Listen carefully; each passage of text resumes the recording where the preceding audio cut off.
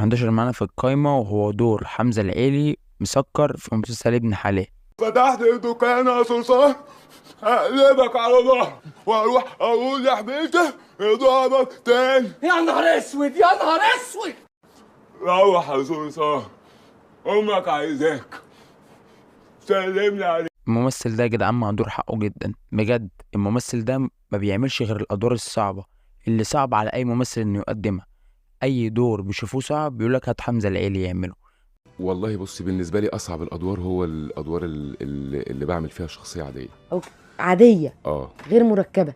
دور مسكر ده انا بالنسبة لي الدور ده كان نفسي يبقى مساحته اكبر من كده، لانه بجد دور متعوب فيه جدا ومش اي حد يقدر يعمله.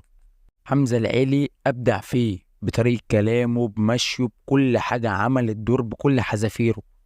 الدور ده مش واخد حقه خالص، ولا كمان الممثل واخد حقه خالص، وكنت لازم اخد الدور ده احطه معانا في الرقم